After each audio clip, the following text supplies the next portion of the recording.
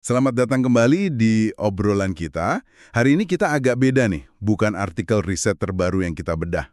Oh ya, terus apa dong? Kita coba mundur sedikit ke masa lalu, lewat satu halaman Google Books saja. Satu halaman? Untuk apa tuh? Untuk buku, judulnya The Crown of Individuality, penulisnya William George Jordan, terbitnya tahun 1909. Wah, 1909, lama banget ya. Itu kan era-era gerakan New Thought kalau nggak salah. Nah, tepat sekali. Ini semacam arkeologi digital gitu ya. Kita cuma punya metadata sama daftar kata kunci aja. Menarik banget pendekatannya. Justru dari serpihan info begini, kadang bisa kelihatan loh inti pemikirannya, apalagi dari era New Thought itu. Betul. Nah, sebelum kita gali lebih jauh soal kata kuncinya, mungkin bisa sedikit dijelasin inti gerakan New Thought ini, biar kita semua punya gambaran konteksnya gitu. Boleh. Jadi, New Thought itu gampangnya gerakan pemikiran di akhir abad 19, awal abad kedua. Intinya banget tuh soal kekuatan pikiran. Kekuatan pikiran? Maksudnya? Mereka percaya kalau pikiran kita itu bisa banget ngaruh ke realita hidup, kesehatan, kesuksesan, atau enggaknya kita. Fokusnya kuat ke optimisme, potensi diri yang terletak terbatas, sama ya semacam hukum tarik-menarik versi awal lah. Oh, oke. Jadi percaya kalau ubah pikiran bisa ubah hidup gitu ya? Persis, optimisme dan potensi individu itu kunci banget buat mereka. Oke, paham. Nah, dengan latar belakang itu, misi kita hari ini jadi makin seru ya. Kita coba tebak-tebak nih. Apa sih kira-kira pesan utama buku The Crown of Individuality ini? Cuma modal judul, penulis, tahun, penerbit F.H. Ravel Company, itu genrenya New Thought, sama daftar kata kunci dari Google Books ya. Iya, betul. Terutama daftar istilah dan frasa umum itu. Siap jadi detektif kata? Siap dong. Kata-kata yang diulang-ulang itu seringkali jendela ke pikiran penulisnya. Kita mulai dari mana nih? Judulnya dulu mungkin? Boleh. The Crown of Individuality. Mahkota individualitas. Kedengarannya gimana tuh? Langsung kebayang sesuatu yang agung ya. Mahkota itu kan simbol pencapaian tertinggi. Sesuatu yang harus diraih, bukan sekedar ada. Bener juga. Dan individualitasnya itu sendiri, wah kental banget nuansa awal abad 20. Dan nyambung sama New Thought tadi ya, soal potensi unik tiap orang. Iya, seolah-olah buku ini mau bilang kalau jadi diri sendiri yang otentik itu adalah pencapaian paling puncak dalam hidup. Bukan sekedar ya udah jadi diri sendiri, tapi ada perjuangannya buat meraih mahkota itu. Jadi individualitas yang aktif diperjuangkan gitu ya, bukan pasif. Kayaknya gitu, ada standar keunggulan tertentu dalam mewujudkan keunikan diri. Menarik. Ditambah lagi info kalau buku ini kan 224 halaman. Terus versi aslinya cuma ada cetak meskipun ada cetakan ulang modern. Jadi makin kerasa artefaknya ya. Iya. Sayangnya daftar isinya minim banget infonya di Google Books. Cuma ada potongan no room for them in the sama VI. Nggak bisa banyak nebak dari struktur babnya. Nah, karena itu, daftar common terms and phrases-nya jadi makin krusial nih. Ini fosil bahasa yang kita punya. Gimana kalau kita bedah ini? Setuju. Ini intinya. Saya coba kelompokkan ya biar lebih gampang dicerna. Kita mulai dari fondasinya dulu kali ya, konsep-konsep intinya. Boleh. Apa aja tuh pilar utamanya yang kelihatan dari kata-kata yang sering muncul? Ada beberapa yang kuat banget nih. Jelas individuality atau individualitas, terus ada character, karakter, truth, kebenaran, justice, keadilan, honor, kehormatan, sama duty, tugas. Jadi individualitas di sini kayaknya bukan cuma soal beda dari yang lain ya, tapi dibangun di atas nilai-nilai moral yang kuat. Karakter jadi pusatnya gitu. Kelihatannya begitu. Individualitas yang bermartabat lah istilahnya. Bukan sekedar aneh atau eksentrik. Ini penting nih catatannya. Setuju. Terus gimana nuansa atau suasana umumnya dari kata-kata lain? Ada pola nggak? Nah, di sini nih pengaruh Newtov-nya mungkin paling kelihatan. Ada kelompok besar kata-kata soal emosi dan keadaan positif. Banyak banget. Apa aja tuh contohnya? Ada cheerfulness, keceriaan, courage, keberanian, faith, iman, happiness, kebahagiaan, hope, harapan, optimism, optimisme, strength, kekuatan, inspiration, inspirasi. Terus ada juga ideals, cita-cita, possibilities, kemungkinan, Purpose, tujuan, bahkan true living, hidup sejati sama transformation, transformasi. Wah, daftarnya positif banget ya kedengerannya. Hampir kayak resep bahagia gitu ya. Tapi kan kadang ada kritik tuh soal pemikiran positif yang suka nyangkal realita. Apa ada indikasi ke sana? Atau ada penyeimbang dari Jordan? Pertanyaan bagus banget. Dan jawabannya, kayaknya sih ada penyeimbang. Justru ini yang bikin menarik. Ada kelompok kata kunci lain soal tantangan dan keadaan negatif yang juga sering muncul. Oh ya? Apa aja tuh? Lumayan banyak juga. Ada battle, pertempuran, dark valley, lembah kelam, dead past, masa lalu yang mati, envy, iri hati, evil, kejahatan, folly, kebodohan, grief, kesedihan, heart hunger, kerinduan hati, injustice, ketidakadilan, loneliness, kesepian. Wow, itu udah cukup berat. Ada lagi? Masih ada mistakes, kesalahan, pain, rasa sakit, petty, remeh, selfishness, keegoisan, sorrows, duka cita, struggle, perjuangan, straight jacket. Ini konotasinya kuat banget ya. Kekekangan, terus ada trial, ujian, trifle, hal sepele, unjust, tidak adil, vanity, kesombongan, weakness, kelemahan, worry, kekhawatiran, sampai hurong salah. Wah, ini langsung mengubah gambaran ya. Adanya kata-kata kayak dark valley, battle, pain, sorrows, sejelas itu nunjukin kalau optimisme yang tadi disebut, optimism, cheerfulness, kayaknya bukan optimisme naif atau buta. Iya kan? Jadi lebih kayak optimisme yang harus diperjuangkan justru di tengah kesulitan itu. Mungkin ini salah satu kunci pemahamannya ya. Jordan ini nawarin semacam, optimisme yang ditempah gitu. Saya rasa Anda nangkep nuansa pentingnya di situ. Keseimbangan antara mengakui pahitnya realita sama menekankan kekuatan positif dari dalam diri, ini yang bikin potensinya jadi lebih dalam. Bukan sekedar ya udah positive thinking aja, tapi lebih ke, oke, masalah itu ada, sekarang gimana hadapinya pakai kekuatan ini.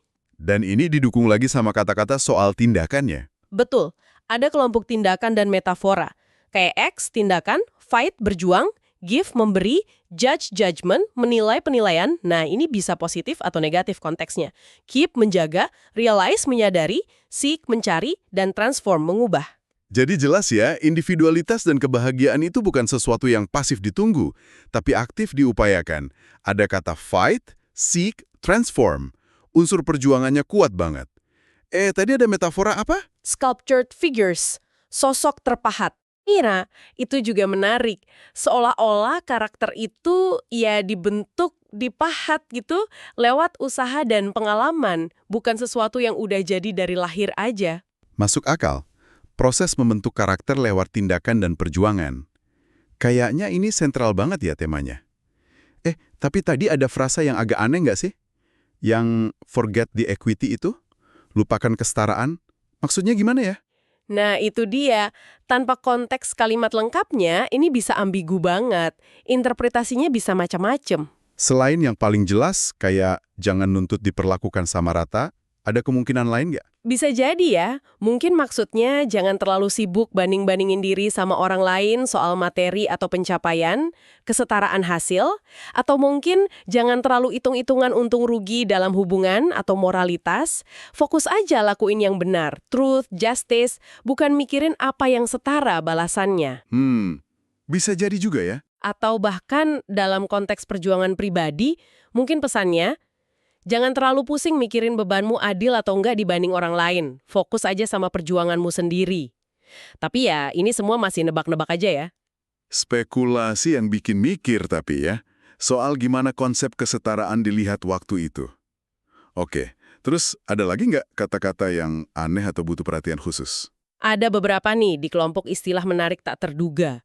Yang paling bikin kaget mungkin kokain ya. Iya, kok bisa ada kata itu? Nah, ini perlu ingat konteks zaman ya.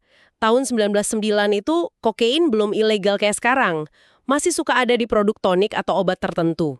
Jadi pertanyaannya, Jordan pakai ini secara harfiah atau cuma metafora buat sesuatu yang nggak sih kepuasan sesaat tapi bahaya?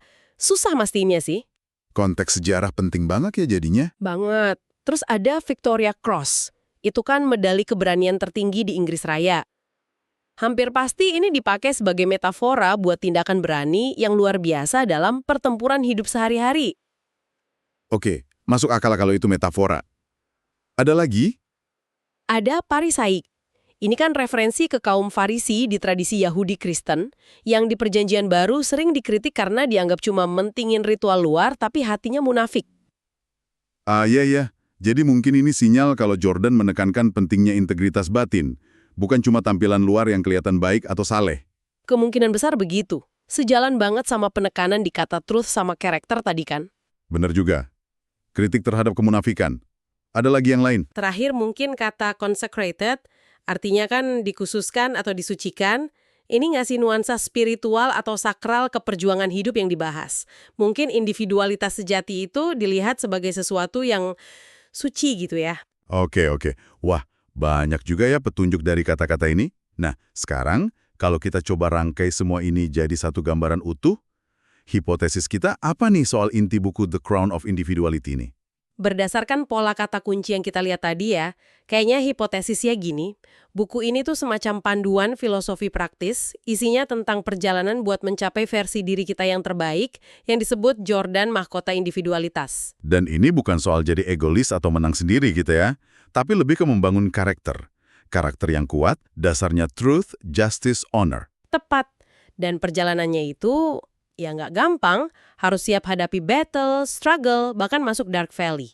Ngadepin tantangan dari luar kayak injustice, ketidakadilan, tapi juga dari dalam diri sendiri ya. Kayak envy, iri hati, worry, khawatir, weakness, kelemahan, gitu kan. Betul sekali. Dan kuncinya buat berhasil itu kayaknya kombinasi antara kekuatan dari dalam, yaitu ngembangin courage, berani, faith, iman, optimism, optimis, cheerfulness, ceria, sama tindakan nyata di luar. Tindakan nyata kayak act, fight, seek, transform tadi ya. Jadi ini proses aktif banget buat ngebentuk diri. Kayak mahat patung sculptured figures itu tadi. Iya, persis. Dan tujuannya itu apa? Mencapai true living, hidup sejati, potensi tertinggi, highest hopes. Mungkin ada rasa damai gitu ya. Serene, simple, sunlight. Kalau ditarik satu benang merah paling kuat, mungkin ini soal optimisme yang diperjuangkan sebagai dasar buat bangun karakter unik di tengah kerasnya hidup. Gimana menurut Anda? Saya rasa itu rangkuman yang bagus dari apa yang kita lihat di kata-kata kuncinya. Ada pengakuan soal realita yang sulit, tapi di saat yang sama ada keyakinan kuat banget kalau individu itu bisa ngatasin itu semua. Caranya ya lewat pengembangan karakter dan sikap mental yang pas. Ini nyambung banget sama semangat New Thought tadi ya. Tapi ada dosis realismenya juga, jadi nggak kedengeran naif. Betul, itu yang bikin menarik. Ini jadi bikin mikir ya. Buat Anda para pendengar nih, tema-tema kayak gini, bangun karakter lewat perjuangan, jaga optimisme pas lagi susah, cari makna hidup sejati, meskipun ini dari buku tahun 1909, kira-kira masih nyambung nggak sih sama tantangan hidup Anda sekarang? Kalau kita lihat gambaran besarnya ya, tema-tema kayak gini tuh awet banget loh. Soal individualitas, tanggung jawab pribadi, kekuatan pikiran positif, hadapi kesulitan, ini kan pilar-pilar genre self-help sampai sekarang. Mungkin bahasanya beda, konteksnya beda, tapi kebutuhan dasar manusia buat ngerti gimana caranya hidup bermakna dan tangguh itu ya gitu-gitu aja, abadi kayaknya. Benar juga ya, kok bisa ya ide itu bertahan lebih dari seabad? Tapi ada satu hal nih, yang tadi sempat kita singgung dikit. Fokusnya kan kuat banget di individuality. Zaman sekarang kan ini bisa jadi agak, gimana ya, kadang bisa ngarah ke isolasi atau malah narsis gitu kan. Ada petunjuk nggak sih di kata kuncinya, gimana Jordan mungkin nyeimbangin ini sama hubungan sosial? Nah itu pertanyaan kritis banget. Menariknya, kata friendship, persahabatan, itu muncul juga loh di daftar kata kuncinya, meskipun emang nggak sesering kata kunci inti kayak individuality atau character. Oh, ada kata friendship juga? Ada. Ini mungkin ini nunjukin kalau Jordan nggak sepenuhnya ngelupain aspek hubungan sosial. Tapi ya, kalau lihat frekuensinya, fokus utamanya jelas banget ke pengembangan diri dari dalam ke karakter individu. Jadi gimana dia nyambungin si mahkota individualitas ini sama kebutuhan kita buat koneksi sama orang lain, itu baru bisa kejawab kalau baca bukunya langsung ya? Iya, betul. Tapi paling nggak munculnya kata friendship itu ngebuka kemungkinan kalau individualitas yang dia ajarin itu nggak harus berarti jadi penyendiri. Ada ruang buat hubungan juga. Oke. Itu nuansa yang penting buat dicatat. Jadi, meskipun kita cuma punya serpihan info nih, kita bisa ngerangkai potret sementara yang lumayan kaya juga ya ternyata. Betul, kita bisa lihat potensi kerangka berpikir seseorang dari pilihan katanya. Tapi tentu aja kita harus hati-hati banget ya. Jangan anggap interpretasi kita ini udah pasti bener soal isi bukunya. Pasti ada nuansa argumen, contoh-contoh, alur pikir yang jauh lebih kompleks di buku aslinya. Tentu. Ini kan cuma latihan interpretasi dari data terbatas. Tapi pelajaran di baliknya juga menarik. Gimana bahasa yang kita pakai, kata-kata yang kita ulang-ulang, itu benar-benar bisa jadi cerminan apa yang kita anggap penting. Persis, frekuensi kata itu bisa jadi kayak sidik jari filosofis gitu. Nah, jadi sebagai penutup obrolan kita kali ini, kita balik lagi ke jantung tema yang kita gali tadi ya. Individuality, si mahkota itu sendiri. Di dunia sekarang yang serba nyambung, banyak banget tren tekanan buat seragam atau nampilin citra tertentu di medsos. Saya mau ninggalin Anda dengan satu pertanyaan buat direnungkan. Pertanyaan yang terinspirasi dari Duku yang umurnya udah 115 tahun ini, apa sih makna sejati mahkota individualitas buat Anda di zaman sekarang? Bukan cuma soal persona online atau ikut-ikutan gaya hidup A atau B ya, tapi karakter unik dan otentik yang Anda bangun secara sadar hari demi hari. Di tengah semua kerumitan dan tantangan zaman ini. Gimana caranya Anda menjaga dan memupuk keunikan karakter Anda itu? Nah, itu pertanyaan buat kita renungkan sama-sama. Terima kasih banyak sudah menyimak obrolan kita kali ini ya. Sampai jumpa di kesempatan berikutnya ya.